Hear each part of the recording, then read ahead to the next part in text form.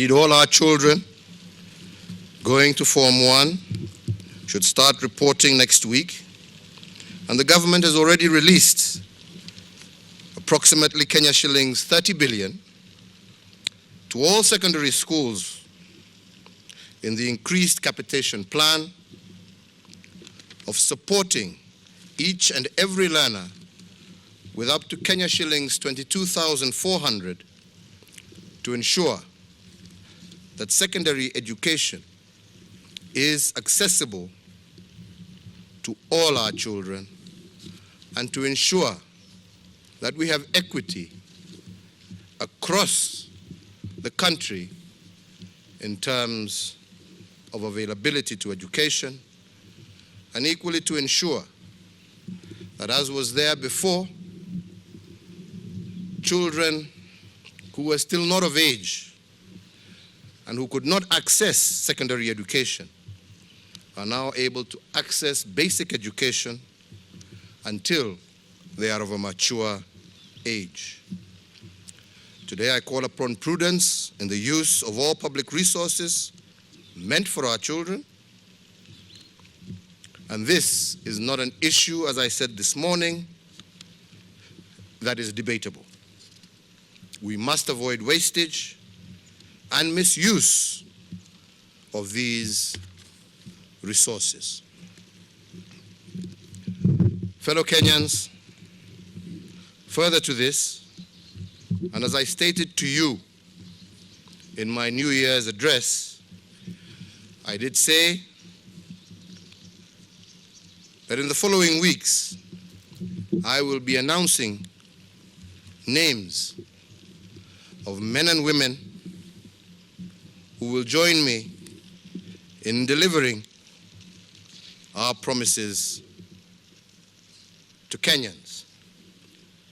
And today, I wish to name a few of those who I wish would join me in working together to fulfill our agenda for Kenya and our fellow citizens. Therefore, in accordance with the powers conferred upon me by Article 131 and 152 of the Constitution of Kenya, 2010, I wish to state that I am retaining the following persons in my cabinet and shall reassign them accordingly their duties in accordance with Article 152(5)(a). And these are the National Treasury, Mr. Henry K. Rotich. The Ministry of Tourism, Honorable Najib Balala. The Ministry of Transport and Infrastructure Development, Mr. James Macharia. The Ministry of Interior and Coordination of Government, as well as Acting Minister of Education, Dr. Fred Matiang'i. The Ministry of Energy, the Honorable Charles Keter. And the Ministry of Information, Communication, and Technology, Mr. Joseph Mushero. Further,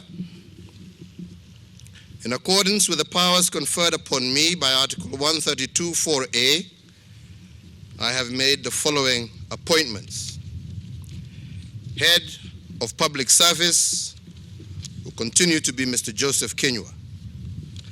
The Deputy Head of Public Service will be Mr. Wanyama Musiambo. The Chief of Staff and Head of the Presidential Delivery Unit will be Mr. Nzioka Waita. The Comptroller of Statehouse will be Mr. Kinothia Mbogwa. In addition, and by the authority conferred upon me by Article 152(2), I have nominated and forwarded the names thereof to the Speaker of the National Assembly, the following persons. For position of Cabinet Secretary, the Honorable John Munyes, the Honorable Okur Yatani, and Mr. Kiraiko Tobiko. For Ambassador to the Kingdom of the Netherlands, Mr. Lawrence Lenayapa.